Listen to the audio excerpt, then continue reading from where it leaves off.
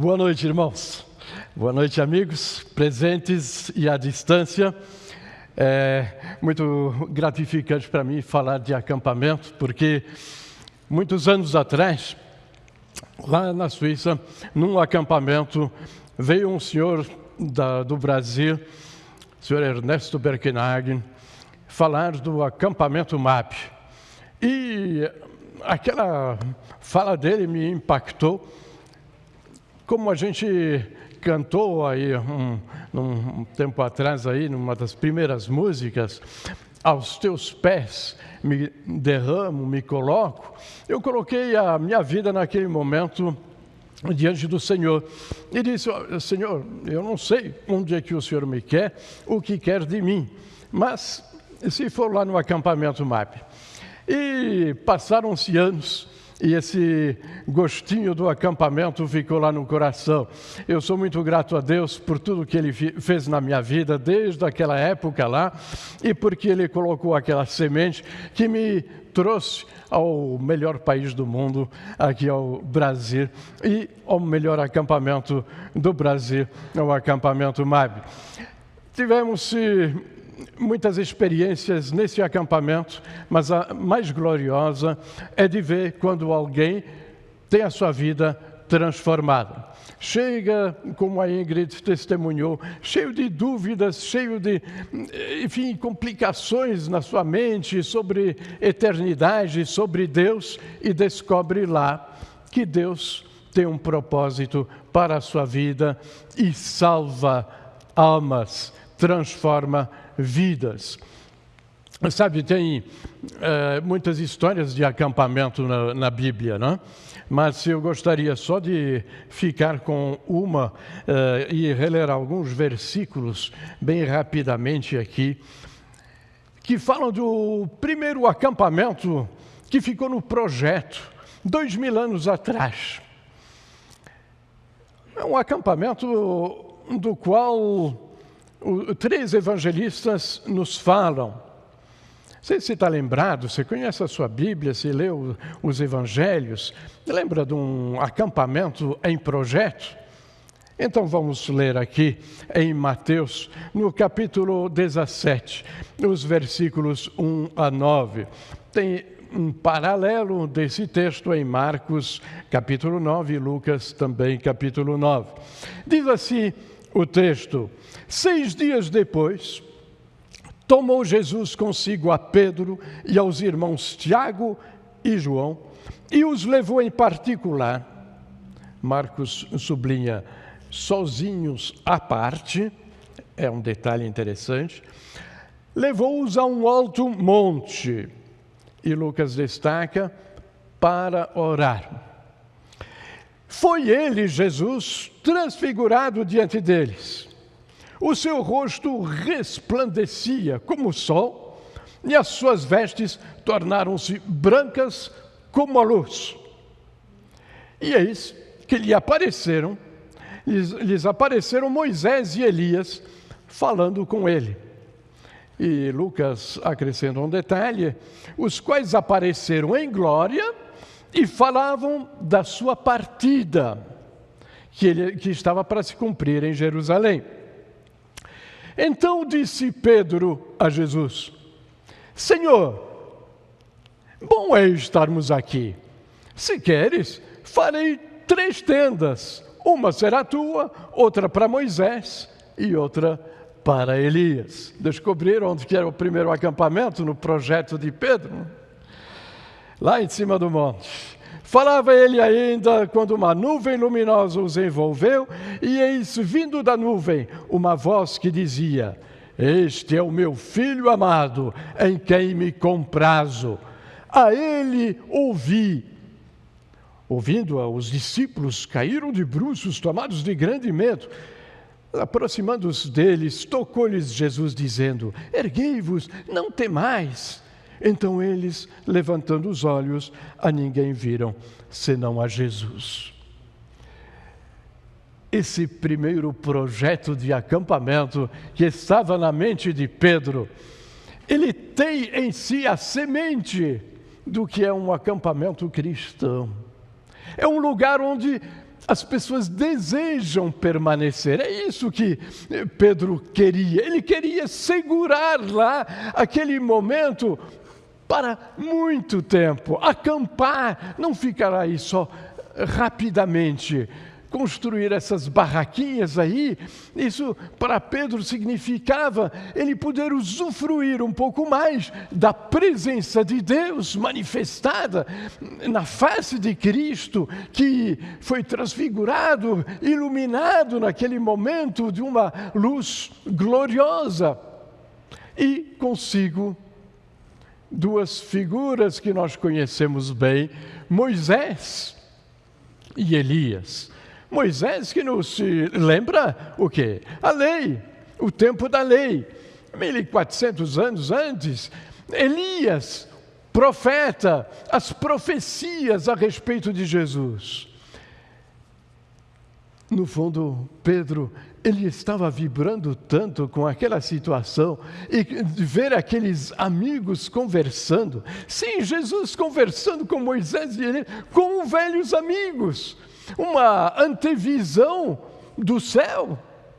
Não sabemos muito a respeito do céu, mas provavelmente tem uma dica aí de como é que será. E era tão gostoso que Pedro queria eternizar aquele momento. Reparem que tem algumas características sobre essa subida lá no Monte da Transfiguração que nós encontramos no MAB. Uma primeira era justamente o que Jesus fez com aqueles 3 discípulos. Ele os levou à parte. Tem gente que diz, mas o acampamento é 150 quilômetros de São Paulo e a maioria... É ótimo, porque isso em francês a gente chama de dépaysement, ou seja, mudar de paisagem. Tirar do dia a dia, da rotina da cidade, do barulho da cidade, do seu cotidiano e levar para um lugar diferente, à parte. E lá falar ao seu coração. A outra característica que nós encontramos no MAB, a natureza. O que a natureza prestigia quem? A Deus, ao Criador. E quando nós estamos lá no meio da natureza, nós ficamos com uma imagem do Criador. Entendemos um pouco da sua glória. Nós cantamos agora há pouco, né? Nas estrelas vejo a sua mão. Quem aqui foi acampante aqui que não deitou alguma noite de verão em cima, lá no campão, olhando para as estrelas? De repente, tentando contá-las, né? É maravilhoso, isso nos mostra a glória de Deus. Nós não temos a Jesus Cristo glorificado lá no acampamento, nunca o encontrei lá, brilhando como estava naquele dia da transfiguração, mas nós temos a natureza que fala dele, mas também a sua palavra. E ao lermos as Escrituras, Paulo fala isso quando ele fala aos Coríntios, não é? Que nós somos transformados de glória em glória. Lendo as Escrituras, nós temos aí uma revelação mais completa do Criador e da sua obra para conosco. E aí ele começa a nos transformar. E eu tenho um quarto elemento que eu creio que foi mencionado por vários que testemunharam aqui. Os amigos que a gente faz no MAB, não é isso que faz a gente vibrar tanto? Quando a gente volta para casa, contando as experiências, imediatamente, hoje, entra no Face, entra lá nas mídias sociais e começa a se relacionar com esses amigos. E tem tanto grupo lá hoje, né, que conversam. Daquela semana criou-se em poucos dias uma amizade que vai para a vida. Isso é tão importante. Mas lá, quando Pedro vê essa cena, quando ele deseja parar o tempo, eu fico com essa pergunta: será que nós não temos ali também alguma marca da gloriosa eternidade que Deus nos apresenta? E eis aí, talvez, o mais importante que o MAB pode nos trazer. Sairmos do campo dessas vaidades, dessa corrida atrás do vento da vida e considerarmos o que é eterno. E se lá naquele momento, com Moisés e Elias, viajaram centenas, milhares de anos, nós podemos enxergar um pouco da glória, da eternidade, quando nós nos relacionamos lá com o nosso Senhor, com o nosso Criador. Eu queria lhe fazer uma pergunta, aqui uma pergunta indiscreta. Você se confidencia facilmente? Tem gente que tem muita facilidade, né? Está no metrô, em 10 minutos com o vizinho que nunca viu na vida, já lhe abre o seu coração. Tem pessoas que são mais comedidas, né? Que não falam tão abertamente. Mas você fala com Deus? Já abriu o seu coração ao Senhor? Já lhe diz tudo o que você sente, as suas angústias como as suas alegrias? Eu acho que todos já fizeram isso. Abrir o seu coração para Deus. Oh, como é maravilhoso isso. Agora, você já pensou naquele acampamento na cabeça de Pedro, lá no Monte da Transfiguração? É Deus que abre o seu coração. Ah, não. Deus, Criador, Todo-Poderoso, abrindo o seu coração? É isso que nós vemos ali. E sabe o que ele diz? Ele diz: meu filho amado, em quem me comprazo, eu tenho prazer nele. Mas ele abre o seu coração diante de uma situação em que há uma luta, se eu posso me expressar assim, no coração de Deus. Sabe, quando você abre o seu coração, você diz as suas angústias como as suas alegrias. Deus, naquele momento, é como se Ele estivesse dividido entre dois amores. Tem gente aqui que já ficou dividido entre dois amores? Deus dividido entre dois amores, é possível uma coisa dessa? Deus abre o seu coração, Ele diz, olha, eu te amo tanto, você que é um pecador, você que não vale nada, eu te amo tanto, meu amor é tão grande por ti, eu quero te reconciliar comigo, eu quero perdoar as tuas faltas, mas eu amo tanto ao meu filho também, eu tenho esse segundo, o primeiro, tão grande amor. E aí, ele decide o que já tinha resolvido e profetizado, sacrificar o seu próprio filho. Sacrificar o seu próprio filho, pagando o preço que os nossos pecados mereciam. Naquele momento, o coração de Deus deve ter ficado tão apertado, olhando para o seu Filho amado, em quem Ele diz, eu me comprazo, todo o meu prazer é nele, mas eu vou entregá-lo para ser morto, para ser crucificado, porque eu te amo também tanto, que eu quero te reconciliar comigo, e eu quero pagar a tua conta, Ele vai pagar por ti. E essa mensagem, ela termina com as palavras de Deus, quando Ele diz, este é o meu Filho amado, em quem me comprazo, a Ele ouvi o que Ele faz por você, ouvi a mensagem da cruz. E essa é a mensagem que o acampamento MAB repete há 64 anos.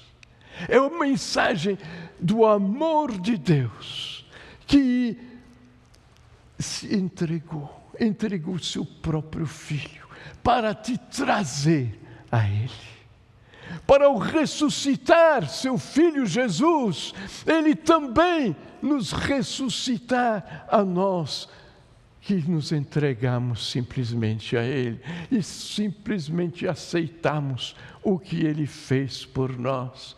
E aí nós podemos usufruir dessa glória eterna. E nós, como Moisés e como Elias, podemos conversar com Jesus Cristo para sempre na glória. Essa é a mensagem de amor que Deus pregou àqueles homens lá naquele monte e continua pregando. Essa é a razão pela qual o MAB existe, para nós continuarmos pregando essa mensagem do amor de Deus. Vamos fechar os nossos olhos e vamos orar. Nosso Deus, Tu és um Deus tão maravilhoso, tão incrível o Teu amor, ao ponto de dar o Teu Filho para pagar a conta, a dívida que nós não podíamos pagar. Senhor, Tu o fizeste por amor de nós. Obrigado, Senhor. Te peço, Senhor, que se hoje à noite alguém entendeu o tamanho do preço do Teu amor e como não poupaste o Teu próprio Filho para resgatá-lo, se entregue a Ti, entregue toda a sua vida aos Teus cuidados, para passar a viver contigo nesta terra e na glória eterna.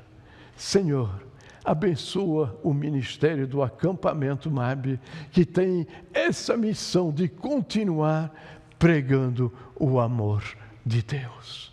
Te peço, em nome de Jesus Cristo e para a Tua glória. Amém. Deus os abençoe.